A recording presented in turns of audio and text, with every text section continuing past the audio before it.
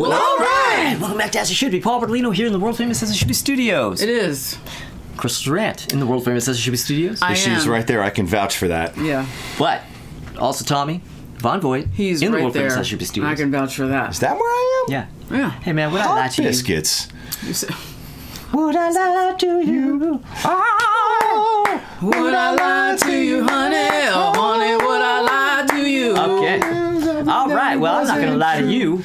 I'm asking you, sugar, would I lie to you? Down, down. My Okay. Okay, No sorry. more 80s. No more 80s. You guys, I'm trying to. More 80s. 70s here. I heard more 80s. No more 80s. More 80s? No more 80s. I keep hearing more 80s. I'm hearing so much less 80s, or I want to hear much Sorry. less. Okay, all right. Well, I have a palate cleanser here, which is my list. Oh, Hey. for fuck's sake. What That's year right. it is? 1974. Ah, What year it is. What year it is? Okay. All right. I have honorable mentions. 2. I just have 2. If I can get to it. All right. Dexter Gordon with Blues a la Suisse. Ooh, Blues a la yeah. Suisse. See, we, Yeah, I like Dexter we. Gordon. I am down with Love Dexter Digo. Gordon. Yeah. All right. Digo.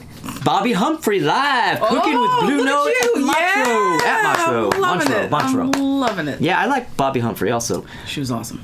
Some good flute jazz. I am down. all about it. I am down. That was my first instrument. And when it comes to Bobby Humphrey in the 70s, you kind of can't win. Or can't lose, rather. I can't win. That's you can't lose. I co-sign that.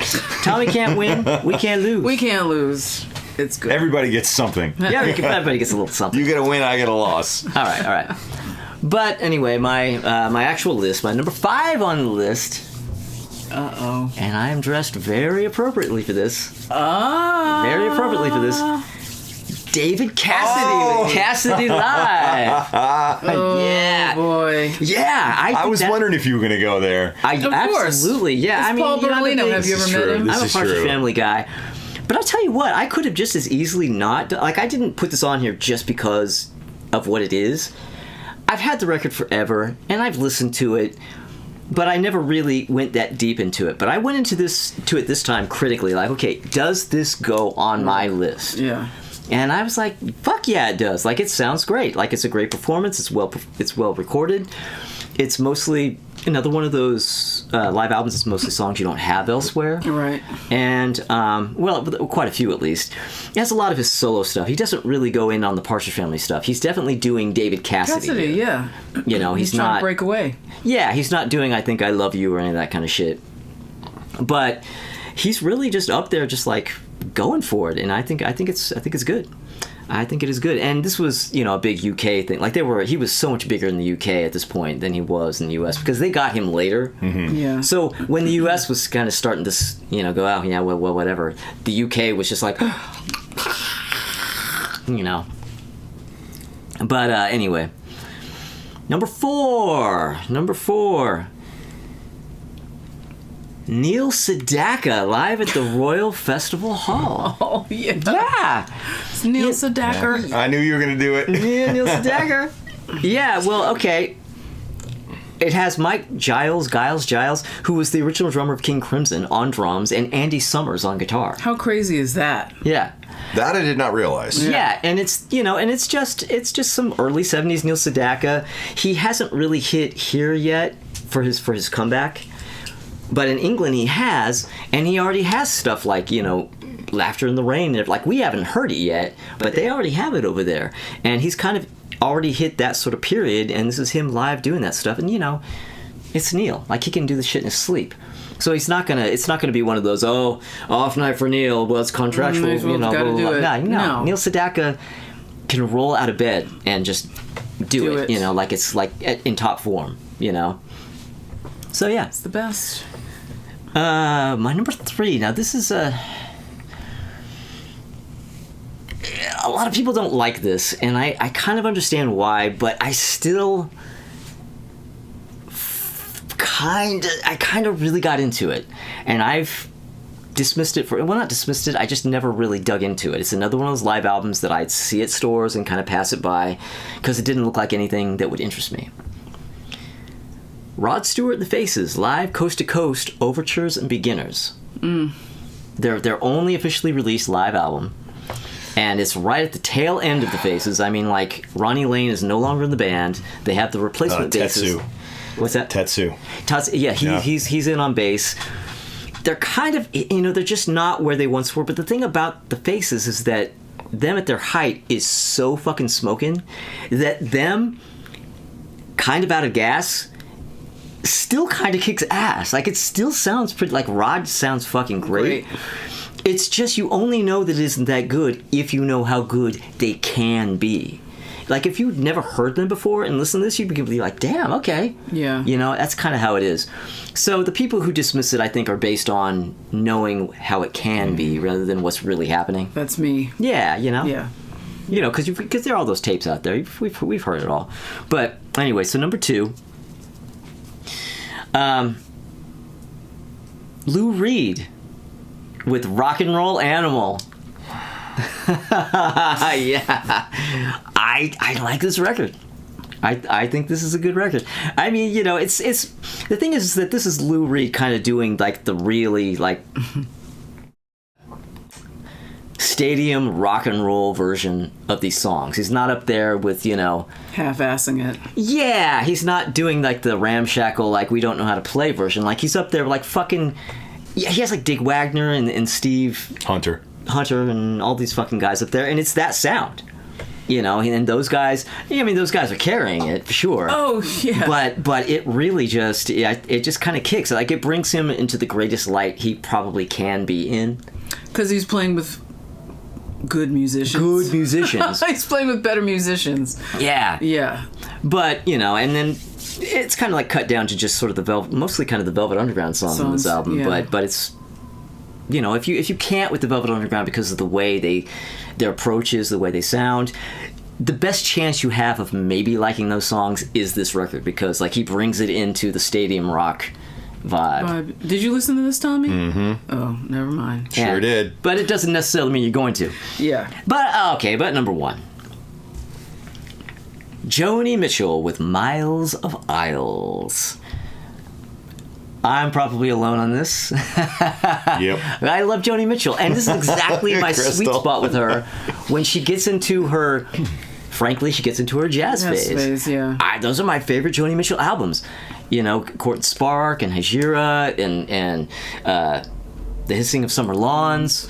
Yeah, that's and this is the live album from that era. I can't miss with this. Yeah. Yeah. But yeah.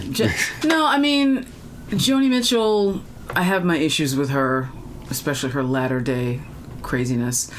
There are songs that I appreciate, The Hissing of Summer Lawns, I appreciate a lot of her stuff, but Wholesale, I can't with her.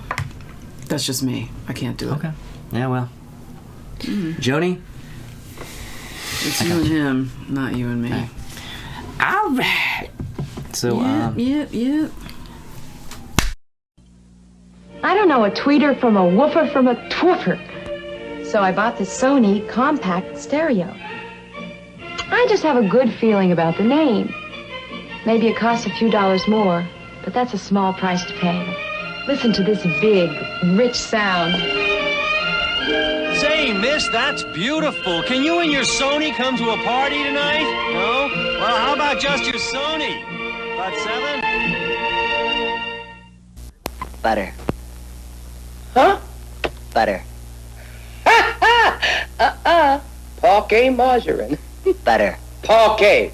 You understand? Butter. Parquet. You're good, honey, but sweet, creamy. Ooh, butter. Parquet. All right. Parquet margarine from Kraft. The flavor says butter.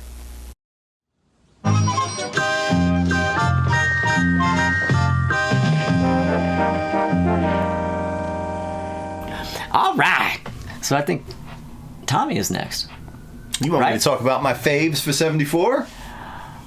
I probably just did that for you, but... You sure as hell didn't. Oh, okay, all right. Well, okay. Sure as hell did not, good sir. Well, okay, then correct me. Yeah. Good sir. All right, I have 5 Okay. Are they live? They five lives. I have 2 mentions for 1974. They're just mentions. My number 2 mention is Journey to the Center of the Earth by Rick Wakeman. And I wrote that this is actually not even particularly enjoyable, but the sheer audacity this took to do and the fact that he actually pulled it off, I have to at least respect. Doodly, doodly, doodly, doodly. Oh my God. Yes, but with a script. Yeah, right, yes. And my number 1 mention is Before the Flood, Bob Dylan and the band. And I wrote that if this had literally anyone else on lead vocals, ... Dun, dun, dun. But getting onto my actual top 5 list, my number 5. What if it had Lou Reed? All right, so maybe not if it was just anyone else. Okay, all right. Well, somebody else. Somebody else. Just if this had literally somebody else. Okay, all right. But my number 5 in my actual list is On Stage, Loggins and Messina. Now, yes, On Stage, Loggins and Messina. Now, you're a dick. You're such a dick, I swear. There are moments of this that are just kind of corny, and I'm like, skip. But there are also moments in this that are just like, that's good. God damn, this is beautiful. Yeah. And I mean, they could just literally any fucking version they put out of House at Pooh Corner, I'm just like. So that is Tommy music. Yes. To the bone. Yeah.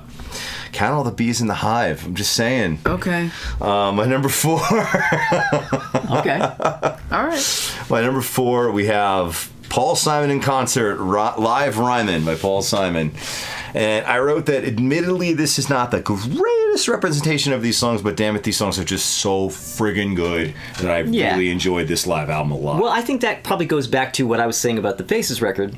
If you never heard if you'd never heard anything else, you hadn't heard Simon & Garfunkel, but you just heard those songs, and you'd that be was like, the first whoa, version you heard, you'd be like, yeah, this is really great. Yeah.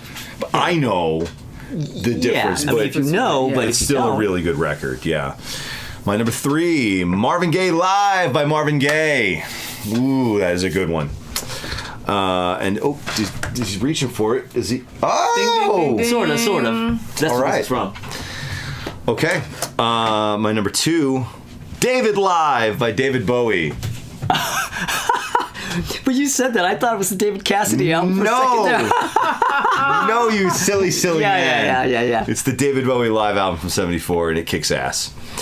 But all of that has to clear a path, a wide berth for my number 1, and that is Mott the Hoople Live. Woo! This is one of the live albums that, even before we got into doing these episodes of live albums, I knew very much of the existence of this and love the fuck out of this live album. This live album kicks ass. Who turned you on to it? This dude Jay Matheson turned me on to it years and years back when I was cutting a record at his studio in South Carolina. And he was all... Jay Mascis turned you on? No, not Jay Mascis. Jay Mascis. Not Jay Mascis, although Holy it's hilarious shit. that you said that, because when the record company that we were on at the time sent us to go record at his studio, and we're like, yeah, we're going to have Jay Matheson produce you. And I'm like, the guy from Dinosaur Jr.? No, Jay Matheson, not Jay Mascis. This was back in 2003 that we cut a record there in my old punk band. And this dude, and I've cut a couple other records there with him too, but this dude is the one that turned me on to that record. And I've been hip to this record for 20 years now, and I love it. Well, all right. Okay. Yeah. Well, all right. Oh, yeah. Why not La Choy chow mein instead of spaghetti? Why not La Choy chow mein instead of a sandwich? Why not La Choy chow mein instead of a pot roast? Chicken, beef, and tender shrimp. 3 tasty kinds of La Choy chow mein. Start your La Choy Why Not shelf today. La Choy makes Chinese food swing American. Why not?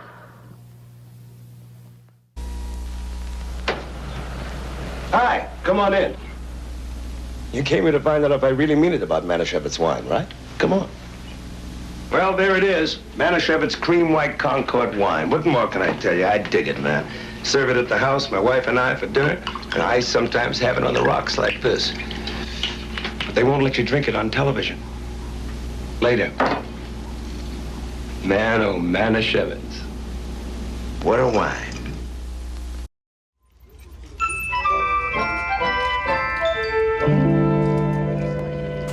Okay. All right. Well, Crystal. Oh, it's me. Yeah, it's Crystal's turn. It's my turn. I can't get that right, that Diana Ross song. Okay, so you know what I'm talking about, right? I think I do. It's my turn. It's my turn. Diana Ross. Yeah, so my runner-up is the Neil Sedaka record that Paul already mentioned. So scrub back and listen to him. Here's my top 5 list. Oh, shit. Coming in at number 5 is That Nigger's Crazy by Richard Pryor. Yeah. Oh, this brings up something. I was going, man, should I include I skipped all comedy albums. records? I wasn't sure. Yeah. I wasn't We sure. didn't say music only. We didn't say music it's only. valid. It's almost like it's almost like at your own discretion. It was number 1 on the R&B Soul chart. You know, it's unfortunate we didn't talk about this because there's like at least 15 different Bill Cosby live albums we would have all surely had on our number 1 spot. Well, you know. Am I right or am I right? Only 1 or 2. Not all. I'm kidding. I'm fucking kidding. I'm kidding. Jesus Christ. Yeah. I'm kidding. This is it was recorded at Don Cornelius's Soul Train nightclub, okay? And he was not at the zenith of his powers, but very close to it. And this album, you know, the history of comedy albums, starting with like Red Fox and Slappy White and people like that, they were party records that black folks would play at their parties, the red light parties, which means that it had a red light bulb in there so people could make out and have sex in the corner and nobody could really see them because it wasn't pitch black, but it was dark red. Did you know about this? No. Yeah, it was a big thing, the red light. And I'm also finding out that black people also invented comedy albums yes, too. Yes, we did. Is there any fucking genre of music that hasn't been stolen from you? No. Jesus. So specifically jazz. But anyway, so this won the Grammy for the best comedy album, and just listen to it. If you haven't heard it already, just listen to it because it is on point. That's my number 5. My number 4 is War Live. Only 7 songs on that whole And album. it's a double record. But it smokes. Slipping in the Darkness, Cisco Kid, Yeah. All Day Music. All Day Music. My Oh, God. All Day Music, so good. Are you fuck with War? Not that much. Oof. I don't dislike them, but it just never really turned me on. Yeah, I mean, you hate live records. But if you're gonna give it a listen, try this. But go to the studio stuff first because I think definitely go studio first. I definitely think in Tommy's case, yeah, studio all day. only. I mean, I do know these songs from the studio versions. Just listen to their greatest hits record, and then cherry pick songs that you like. But those 3 on this album, it's incredible, absolutely incredible. My number 3 is the benefit concert for the Congressional Black Caucus. Because it's black, y'all, and it's black, y'all, and it's blackity black, and it's black, y'all. Okay, so... Now, Paul, Oh, sorry. Yes. Fist. Yes. So this was a charity record to raise money for the Congressional Black Caucus. It featured War, Curtis Mayfield, Kool and the Gang, Gladys Knight, and the Pips, and Jimmy Witherspoon. And I can't remember where it was done, but it is really, really fucking good. Where everybody, this is 1974. So people are at kind of like the zenith of their powers, especially Gladys Knight and the Pips. Wow. It's a great record. It will probably be hard to find. I don't know if it's on Spotify because I hate Spotify. I don't know if it's on Apple because that's what I mess with. But if you can find it somewhere, listen to it. So somebody probably uploaded it on YouTube. On YouTube or something. Yeah, you'll something. find it. But it's really, really good. My number 2 is David Live by David Bowie. Goodbye, Diamond Dogs. This is the beginning of his Thin White Duke sort of deal. Right. And Moon Age Daydream and All the Young Dudes are the best 2. Being able to get a David Bowie version of All the Young Dudes is it's really cool. Great. Yeah. It's really good. For people who don't know that he wrote that song Mott the Hoople and he sings backing vocals on the Mott the Hoople version. I don't know why you wouldn't know that. That's because they turned down the first song he gave them, which was Suffragette City. And they're like, no thanks. Yeah, and then he was like, I guess I'll try to write another song for you.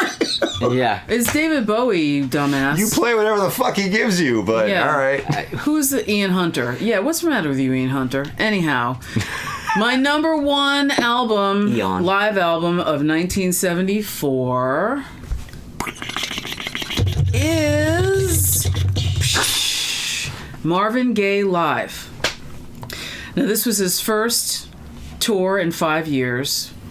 He had shied away from playing live for a bunch of different reasons. And he crushed this. It was at the Oakland Coliseum. And the one thing that he called his fossil medley, which was... Oh, yeah, the fossil medley. Yes. Stuff, yeah. It was smoking hot. But his version of Distant Lover on this record... it is a panty dropper. Didn't you put that out as a single? The live version of that? It was on the radio. It was on the radio. Yeah. Distant Lover. Oh my God. It's so... I remember my Aunt Gypsy, my Aunt Charlotte, my Aunt Glennie, my mother, all just creaming it to this record all the time. It's so fucking great. So yeah, those are my top 5 for 1970 and 4. That lift was hot. It's a hot lift. Hot lift. Hot lift. Hot stuff. Yeah. In the Ultra Sheen, Afro Sheen, and 7-Up Dance Contest. Winners get a trip to Hollywood to dance on Soul Train. Grand prize winners each receive a 1975 Chevrolet Monza and a $2,000 scholarship or the cash equivalent. There's lots of other prizes too, nothing to buy, so listen for details on your local radio station and look for the dance contest display at participating dealers. Do it today.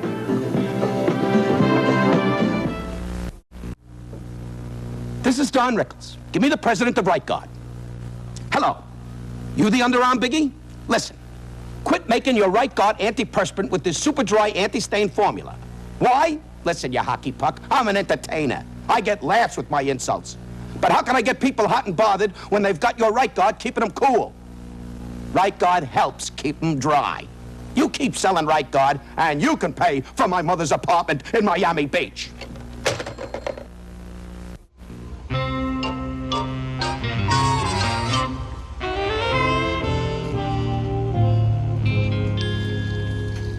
All right, well, it's time. Yeah, we're back. It's time to hate.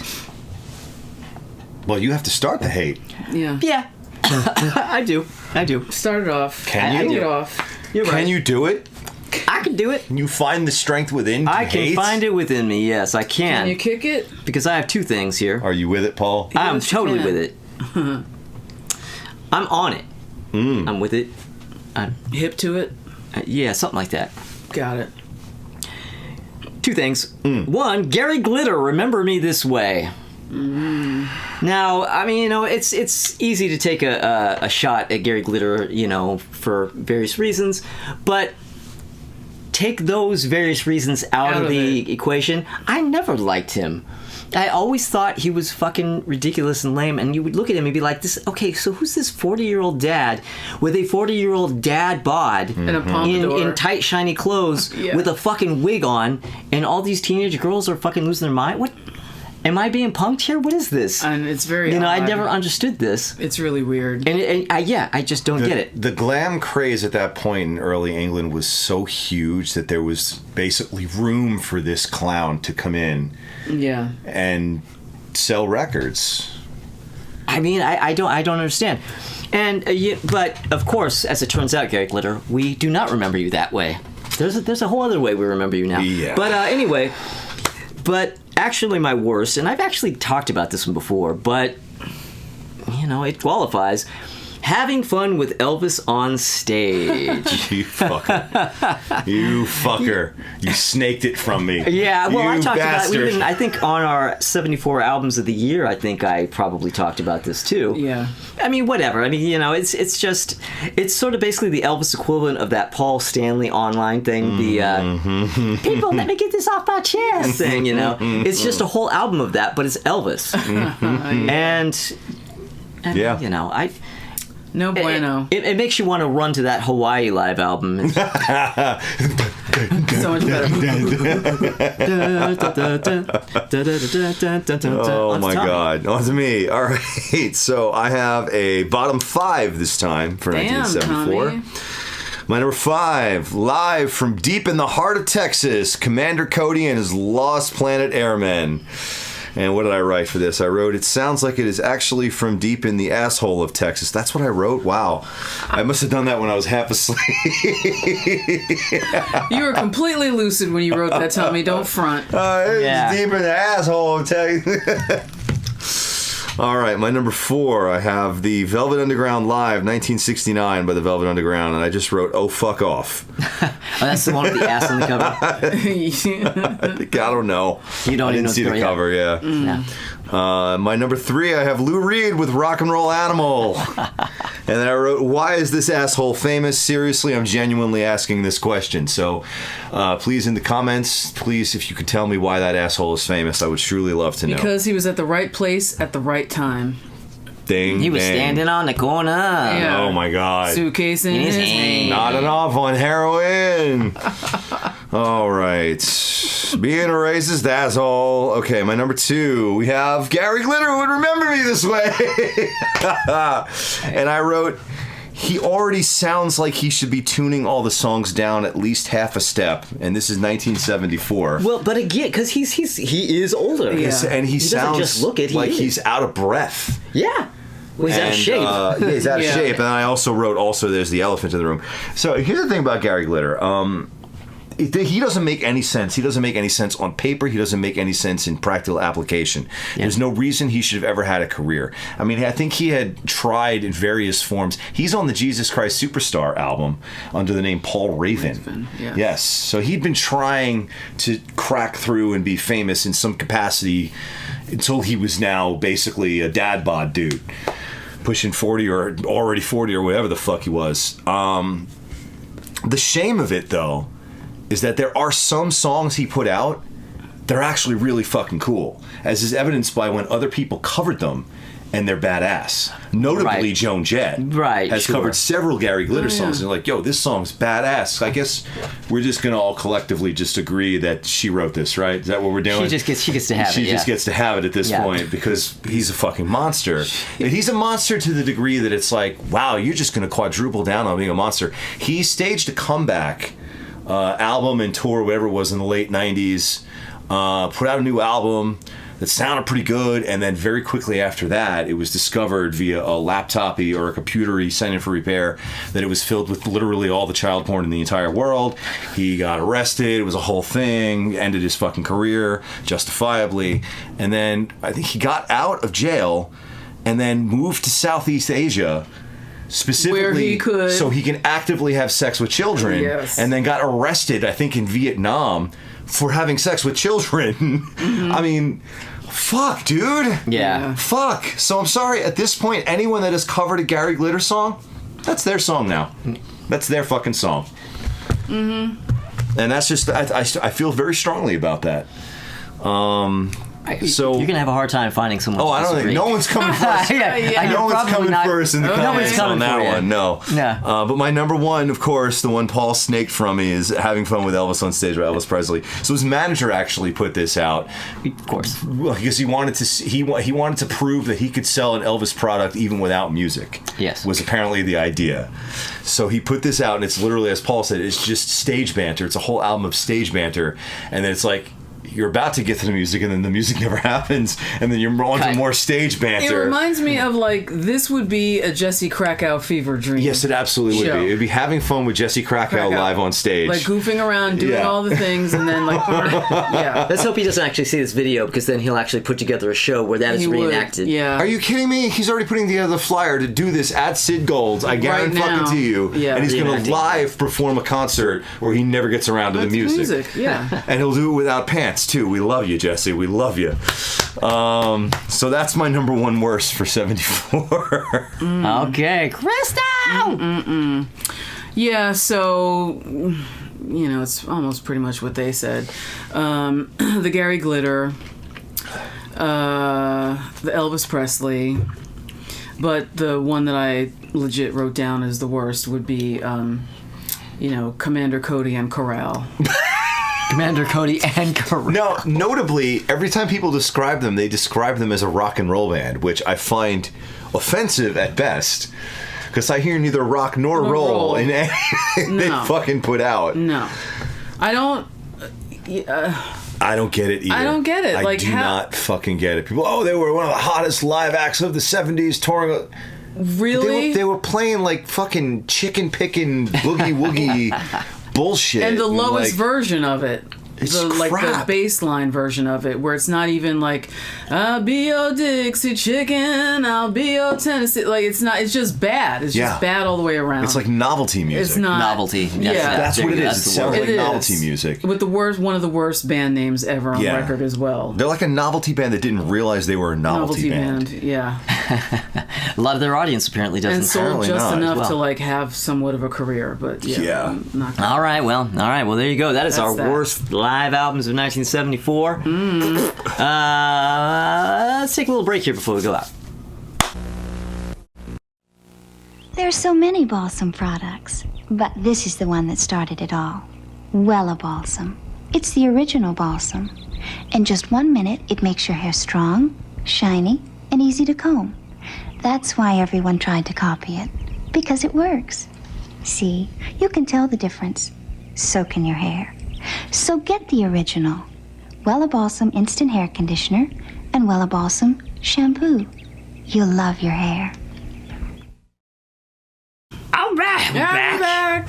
And, well, we're going to get out now. We're going to get out. That's the end of our 1974 episode. Woo. And thank you for watching and thank you for subscribing. If you have, but if you haven't, maybe consider subscribing. If you do, ring that little bell because notifications. But come back next week because we're going to be discussing our favorite live albums of 1975. That ain't no jive. That's right. All right, so come back for that. We will see you then. Then 5.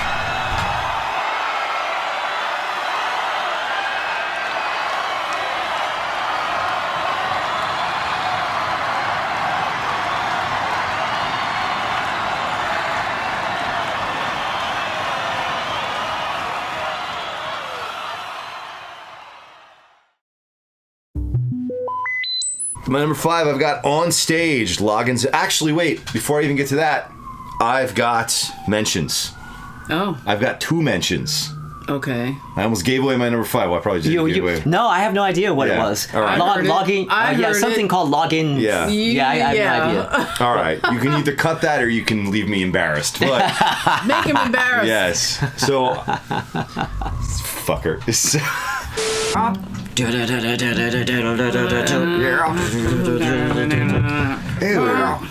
Dude.